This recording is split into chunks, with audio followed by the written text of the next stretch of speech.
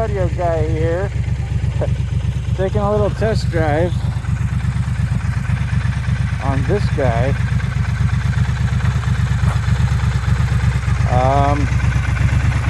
Triumph Scrambler 1200 XC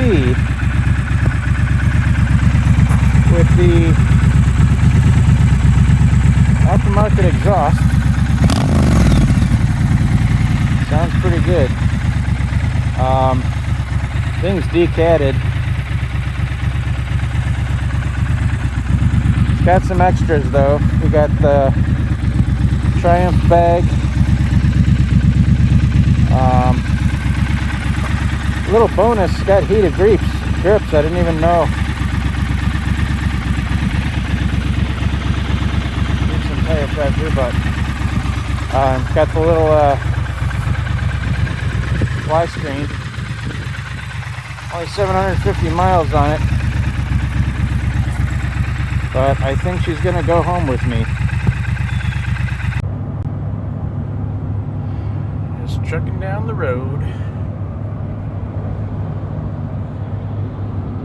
Oh, how are you doing?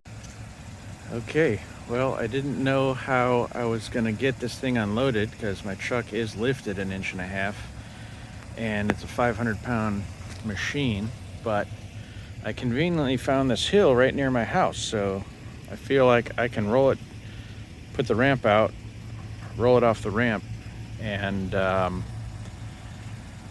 ride the bike home, and then I can actually walk here from my house, so to get my truck back. So no help needed. Look at that. Well, we'll see. I'm not gonna have any footage if I do crash, but we'll see how it goes here. Okay, well, I got it all unstrapped and everything. I was like, this isn't even going to be a slope at all because it's almost level, the ramp. Because I found this hill to park next to. Problem is just me, and it's 507-pound bike plus accessories. I can roll it back onto the ramp, but when I get to here, it's like this steep grass slope, and I can't get it off the ramp. If only it was facing the other way, I could just use the engine and just give it a little twist and it would shoot right off the ramp. But it's not.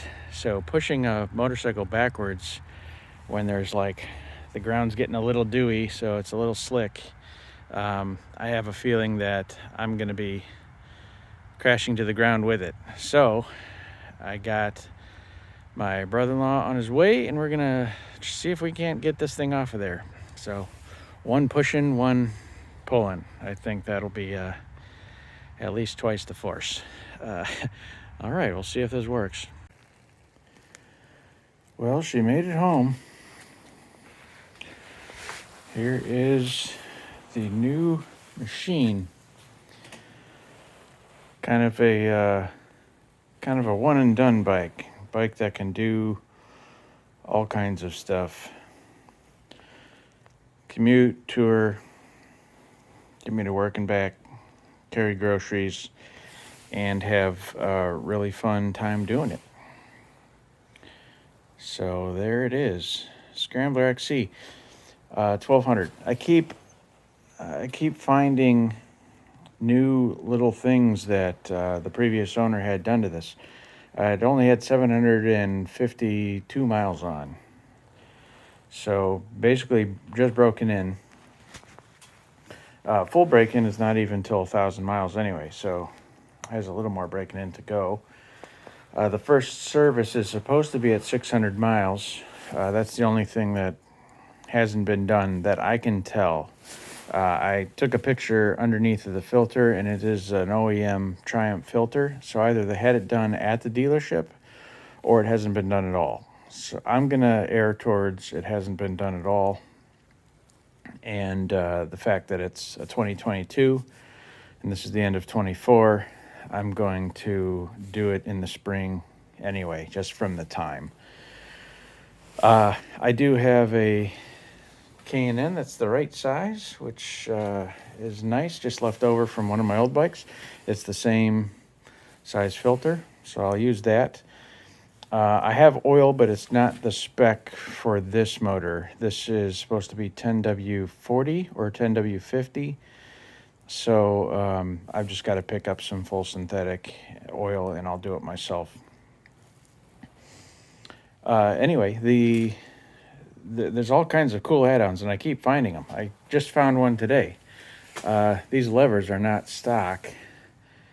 As far as I can tell, these are a $215 factory option. So they've got the neat little click adjustments here and everything. I thought I had found all the options, but I'm going to keep looking. These are not stock on the XC. These come on the XE model, but this is like $179 option, these handguards. And I was kind of bummed. I was like, oh, that doesn't come with the XC that I got does not come with heated grips, but the XE has them. And then I'm out on the test drive and I was like, hey, what's that button? And turns out it has heated grips. So whoever had this before added the heated grips, the adjustable levers, and the brush guards. The grip heat option is $270. Could use them right now, actually. That's I got a glove on the one hand, because it's like 40 degrees out here. So that's quite an upgrade for just the cockpit. $270, $215, another $179. That's a chunk of change spent just on the hand area. Kind of crazy. It's got the fly screen option, which that is $169, I believe. This little piece of plastic here, and the smoked. And then the mounting kit's another $68. Like, why that doesn't come with the screen, I don't know, but they sell it in 2 parts. So that's a neat little bonus, little style bonus. It doesn't, it offers no wind protection whatsoever, but it does conceal the cables, that are hanging back here behind the TFT, and protects that from whatever wind blast. Back here, it came with these the Zard slip-ons. It's an Italian exhaust. These are like $1,150 normally. There's a little adhesive on here. I think somebody had a sticker on here, a sale tag or something. So I just got to get some Goo Gone and get that off there. Some adhesive remover. The baffles are in. They are removable with these giant C-clips in there. But it's quite a bit louder than stock. So I'll probably just leave the baffles in. I'll take them out sometime just to see the difference. But the 2022 model and on does not have the catalytic converter behind this heat shield. They moved it back into the silencers, and it added a bunch of weight to the bike. I feel like it added 13 pounds or something. So this one does not have it. So no heat problem. They did that because of the heat that people complained about up on their leg when they're at a stop or when they're riding. So they moved it back here. Well, when this previous owner put the slip-on, the slip-on starts here, so that just takes off the catalytic converter with it. So reduces the heat problem, opens up the flow a little bit, and creates a little more noise. Now, I also see a little bit of, right here, a little bit of extra heat shield material in there. So I know they've got some extra heat shield in there, and in there there's some more aluminum heat material in there. So that's kind of cool. So they've already thought about the heat for the rider. Whoever had this before. I knew I wanted a 2022 or 2023 because in 24 they switched the X model and they got rid of the Öhlins suspension in the back. They got rid of the Brembo brakes. These are the M50 monoblock calipers, which way overkill really for a Scrambler on 320 millimeter rotors. This is like a superbike brake In fact, this is what was on my Aprilia Tuono, as well as my Kawasaki ZX14 RSE. That was a special upgrade for the SE model. So this is my third bike in a row with Brembo M50 calipers. Kind of funny. I am a lucky guy. Braided stainless hoses, which never used to be standard. It's got the Brembo master cylinder. A lot of bikes, even when they have Brembos, cheap out on the other stuff. So they don't get the Brembo hoses, the Brembo rotor, the Brembo master cylinder. But this does have it. I'm not sure if it has the rear master cylinder, but I would guess it does. Not sure. Casting a shadow here. It's dark so early. Came with the Triumph pannier, which is a $295 option. Got a Brembo rear caliper. $295 option for the bag. Seems nice quality. And then once again, the bracket is sold separately. That's another $130 for the Scrambler, $1,200.